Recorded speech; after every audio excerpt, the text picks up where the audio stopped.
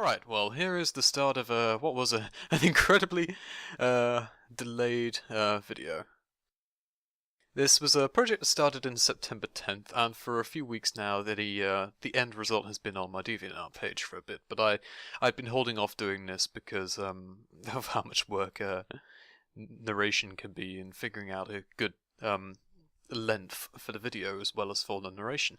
I did originally want to include some unlicensed music, but I had a bit of trouble finding any that would fit the kind of art that I'm doing, and also that was not actually good to listen to. General stuff about this piece is that it's a character fusion, and what a character fusion is, essentially you take two original characters, and you merge their design. They have like similar dispositions, personalities, sort of traits that connect them together in some way, but have a sort of different aesthetic. And you merge them together to create an original character that takes elements from those designs, and see what kind of character you make of it. And this is one that is a fusion of Ryuko from Kill la Kill, which is an incredibly fun series. It's actually quite surprisingly well put together in terms of the jokes that it has. And, of course, Guts from Berserk I've mentioned a few times. And on the subject of Berserk, it's actually started being regularly updated again, like on a monthly basis, which surprised me tremendously. Anyway, but yeah, I chose those two characters because, they're both very aggressive fighters. But, personality-wise, Guts-wise is a lot more stoic, whereas Ryuko is a very expressive and very passionate character. But they're both very strong fighters, they're very strong-willed people, and that's why I chose to put them together. And I especially liked how very different their designs were, and I thought, if you put them together, what would they end up being like? And for some reason, I put 3 joints on somebody's arm. Well, I suppose the wrist is another joint, but, you know, like you got a second elbow for some reason. That was me doing poor job with proportions, which I'll get into later. But anyway, this ended up taking about 10 working hours total in terms of full-on work on it, like taking out all the time spent setting things up and looking for references, doing odd bits of extra shit, as well as just living normally. It's been a busy September and October for me. This I started in September and I finished around the start of October, but by then I headed off to uni. So there's been a bit of a delay, and hell, it took a couple of months into October to really finish off the final touches as well. I always get a bit slow around that point because I like to, before I like to say like a project is done, it'll be like something that I want to tinker with. I'm like, no, I'm not happy with this. I need to do that. No. And you have to put a point where you just say, I'll stop. That's enough. That will do, and save any of the lessons you've learned of things you'd do differently for the next one.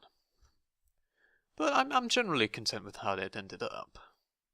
Although it took a lot. It took a lot to get to that point. A lot of redesigns, a lot of going over different bits, and a lot of just staring at it and thinking, this just looks dreadful. Which is one of those problems you have.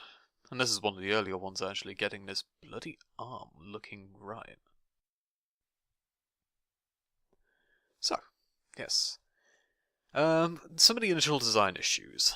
You can probably tell, I took a lot of inspiration for things like the armor and sword from Guts early on, and I think that ended up being too much, because there are bits in the development of this piece, and you'll see in the video as well, where I'll design it and it'll basically look like Guts' sword or Guts' armor, and it'll just look weird in contrast with the bits that are from Ryuko's design. It looks like they've just been glued together or something.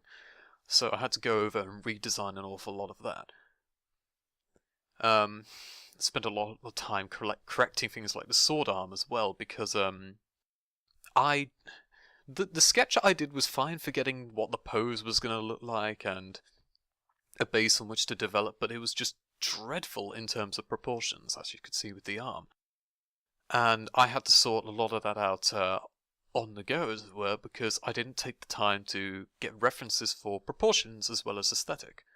and that's something that's been a bit of an error. I have been doing some concept art for a project that I'm working on with somebody else, and it's been handy to take the time out to get a reference for the anatomy and what proportions you're going to be working with. It's a bit cheap, just like getting an image up and then just tracing a basic design over it to say like these are what the proportions are going to look like now, modify. But it's just a good way to get a very important part of character design done early on, so you can focus on what the things that you're going to add to it are going to be, like what the outfit looks like, what the demeanor is, the pose, the traits that character's look has.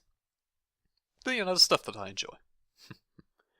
But I failed to do that with this one, and I think that's one of the biggest lessons I've had to learn from doing it, that you really need to get those proportions down early on to save you a lot of time editing it later on.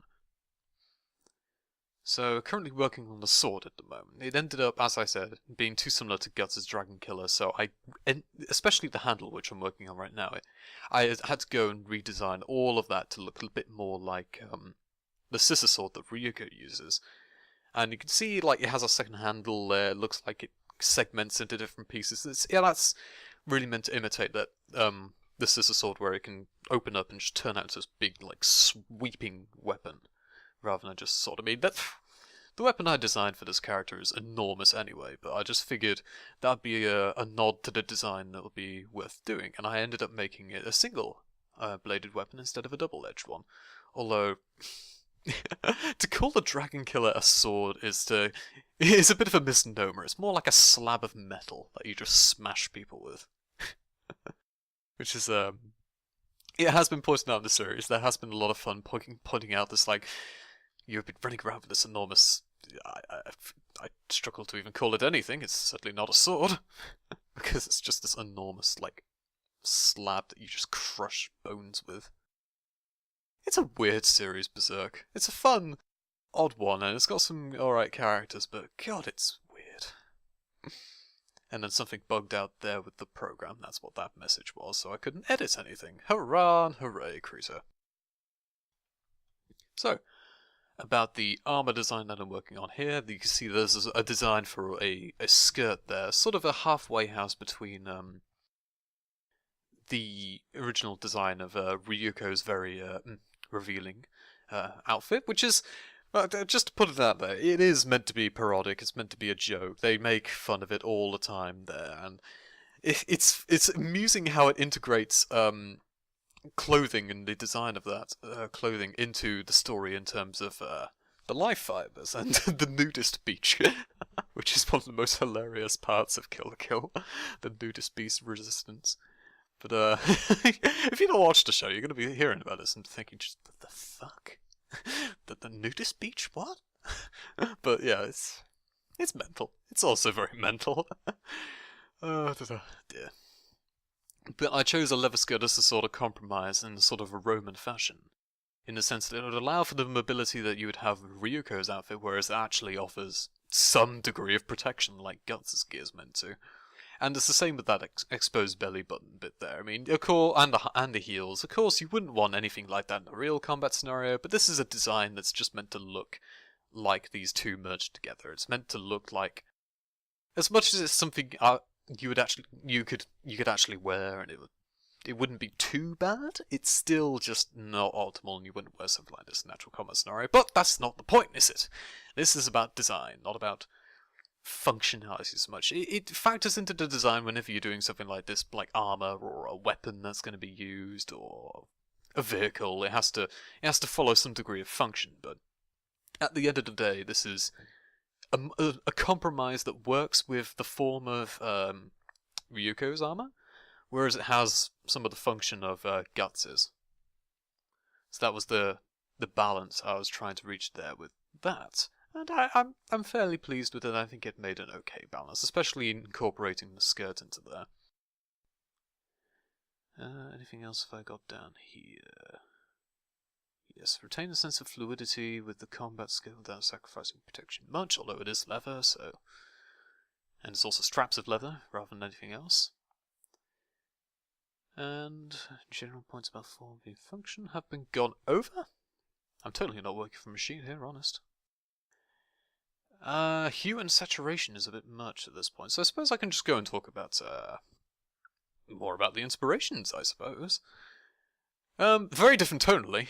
I can say that right away with Kill la Kill being a very much a comedy, really, and a parody of the sort of magical girl stuff you see before. But I really, as much as it is, they do put effort into making the characters not so much. You couldn't exactly say they're developed on the same level as like a really deep epic novel or whatever, but for the series, it works. The characters have their purpose, they have their very distinct personalities, and they're very memorable, especially the likes of, say, Satsuki and, Nonon's very fun, but, that's not who I was thinking of. I was thinking of Mako, that was it, Mako. But everybody has not just a distinctive look, but also a very distinctive personality which marks them out, and the way that's done is great, because there aren't really many characters that fall by the wayside that you think, huh, who is that again? I don't remember that guy. No, that's very much like, oh yeah, that's the Mohawk guy for a nudist beach, or oh, that's Nonon, or oh, that's Gamagori with his weird masochism. You remember those characters, and it's because of not just the attention to detail in design, but also in personality, and that's a really hard balance to strike that I think Kill la Kill manages really well. As for Berserk, it does a similar thing with design, but and of course personality to an extent, but it's very much darker.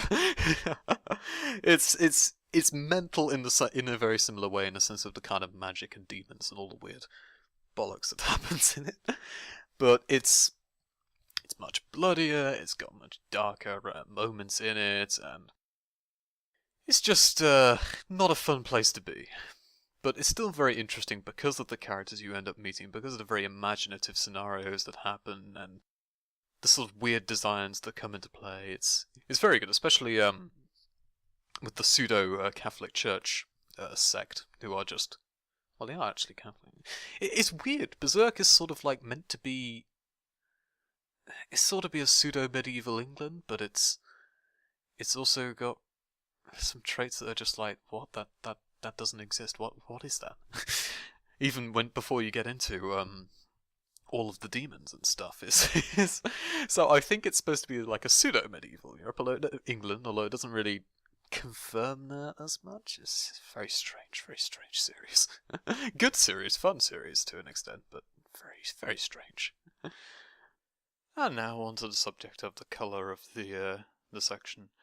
As you can see here, I'm using generally very similar colours to what Ryuko's armor has, but I wanted to make sure that with the exception of the highlights, that most of it was very dull and washed out to an extent that it looked very cool. It didn't look very vibrant, because I wanted it to fit more with the more Berserk-inspired background, although I intentionally wanted it to look cooler and duller compared to the background, because the background was going to be so striking with the reds used and the silhouettes and just the overall like very bloody and warm feel and colour scheme. So that's what inspired that.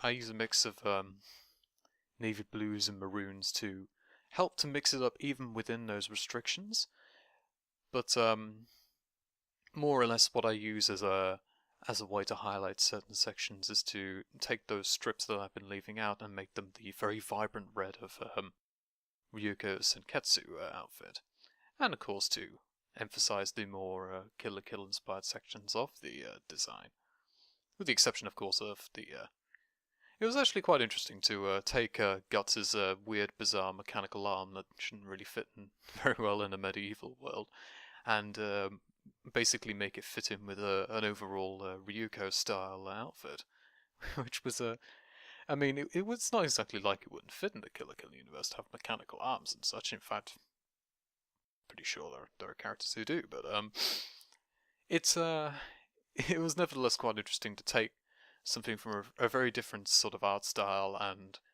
mesh it with another for the purpose of mixing the designs like that quite well. But the advantage of the sort of red highlights was also just to break up bits of design and to bring emphasis to certain areas, like the eyes, like the boots, like the mechanical arm and such, or just the hilt around the very much Dragon Slayer style sword. But that was good fun to do, and I'm quite pleased with the result. What else did I get here? Affected by the background concept as well, because the background was designed exclusively with Berserk in mind, as you could probably tell from the reference, which was borrowed very heavily for the actual background. This is pretty much the fused character in a purely Berserk world, because I was thinking of mulling over what to do with the background, because last time I used a very sparse background. It wasn't very interesting. It was just fiddling around with some sort of cloudy details and making some pretty crappy silhouettes, I'll be honest. And if you're wondering why I'm painting her undergarments pink, I was very bored working with dark blues and weird reds and bloody maroon and whatnot, so I decided, you know what, let's just put a joke in here. In all of this, like, brutalizing dark world, she just wears pink underpants. There's no reason other than that. But anyway, I also like pink. Pink's a very good colour. So yes, as much as she herself is a fusion of the two characters, that it's sort of just, I just took the background from as a Berserk inspired one, because it's hard enough trying to fuse the two very different worlds into one character, but then trying to incorporate that into the background design and the world design, no, I wasn't feeling it at that time. So about that background, definitely the most detailed background done yet for one of these casual art video series. I mean, it's different to the one I did for the Claymore and Dark Souls fusion that's on DeviantArt. I didn't do a video on that because it was actually for a very different purpose than this. I'm not sure whether I'll end up using it for that purpose, but you'll know on this channel when I use it. But the background for that was basically just the graveyard of Artorias, and that had me fiddling with a lot of grass textures, some foggy moonlit sections. I really like moonlight scenes; they're very nice. But anyway, and of course designing the grave in the background. But this was me sketching out the background from scratch, as you can see here with this tree. So it had a very different vibe, and I think it worked better because it gelled with the foreground design of Ryuko and the troll. That's what she's standing on. And it fit stylistically a bit more. The troll, however, I had a bit of problems with fitting in stylistically because of the way I drew it initially. I had to go back and work over some of the line art I did there, because my line art's a bit rough, as you can see here. But with the troll, it was up to 11 because of the reference I was working with. I think I borrowed a bit too heavily from the design and tried to incorporate way too many details early on, and I had to fix a lot of that. But yeah, that's also a good example of just how different the Berserk aesthetic is from the Kill Kill aesthetic. Although it's not the sorry, I'm just filling my nose here. But yeah, it's marrying those two drawing styles together when I was using one reference from one style ended up being very problematic. Most detailed background on the series. Enjoyed sketching the detail. Yeah, the long grass at the moment is just scribbles, but I eventually go over that a bit more, and I let the different colours do the work for sort of fleshing out what they look like. It's just a matter of, well, as it is generally with design art like this, it's sort of increasing complexity of design, or in some cases winding it back when you've gone too far. And I can see I'm fiddling with perspective here because that's also a problem. It ended up being very much an issue that I didn't know how it should quite look on this piece. It looked a bit too flat before. So what I ended up doing was moving the background further back into the horizon so that it didn't have such as jarring a contrast as it does right now, which I think strikes the bit more of a better balance. The troll itself, the trolls in Berserk are quite notorious as one of its darker moments and examples of just how mad it can get with its overtones. Although it's not the worst beastly and disgusting part of Berserk by far. It's is one of those notorious creatures for just emphasizing just how beastly and demonic everything in Berserk is, and just how dark it can get in terms of where it's willing to go. And it's hard to explain without actually spoiling what they do and where they come from, as it were. Berserk is very weird in terms of its anime as well, because the anime, and of course the films as well, they never really delve into what happens after the whole demons are introduced into the world thing. That never really gets touched on. It's always what happens with the Band of the Hawk before any of that happens. Mainly because most of the demon stuff's incomplete. I mean, it's been going on for years now, and it's just been started to be updated again. Oh dear, oh dear. But yeah, the trolls are an example for me anyway at the moment of just sticking too closely to a reference and not really incorporating it into the style of the piece. So I had to work on that quite a bit, and now I'm just adding the shading and fleshing out bits for color. Actually, on a point on the shading and the color here, actually, I ended up doing something a bit different to what I usually do. What I usually do is I get a mid-tone first as the base color, I work in the highlights, and then I work in the shadows. But in this case, I worked a little bit differently. I used what would normally be the mid-tone as the highlight, essentially, the lighter part of the color, with a few exceptions of adding like shimmer and shine in some other areas. In fact, I don't even think I did that. But what I did was I added dark shading, and then I added even darker shading to the point where there are some areas that are really, really like dark contrast with the original color. And I did that because it fits aesthetically with Berserk's very dark design, that everything's very, very dark. Am I getting this across? Anyway, but of course, because it's in a Berserk-inspired background, I thought that would fit better with the lighting of the area is very grim. So that's the colouring scheme that I worked with for that, and I think it worked quite nicely, and it still kept some of the vibrance of the Kill la Kill inspired sections. And of course you have Senketsu's eyes poking out in front.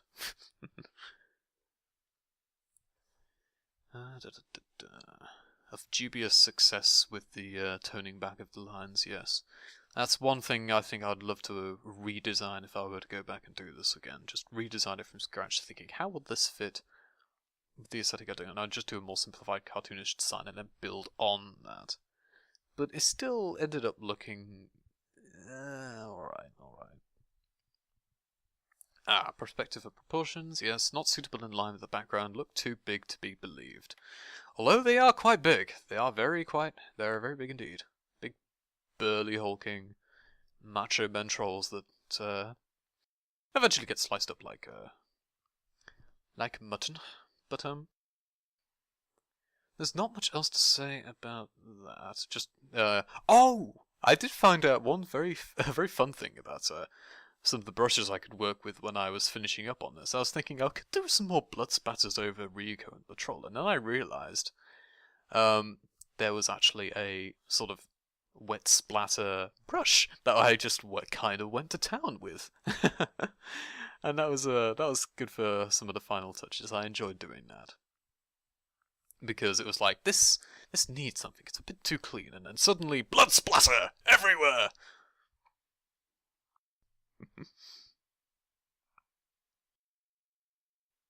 So there we have it on the actual design. There's not much else that gets added from this point on.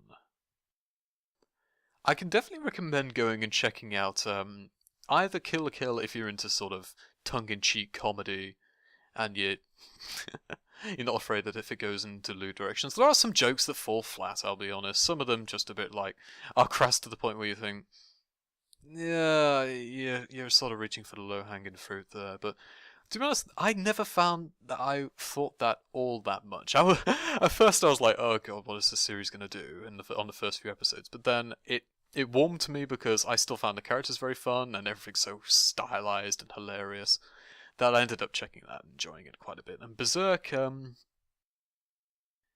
the anime is very much dated now. I think the manga's probably a good place to start. And of course the manga is the thing that's actually getting updated more regularly. So if you want to check out that series, then that's where I'd recommend you start there. Although the anime is, as much as it is dated, it's okay.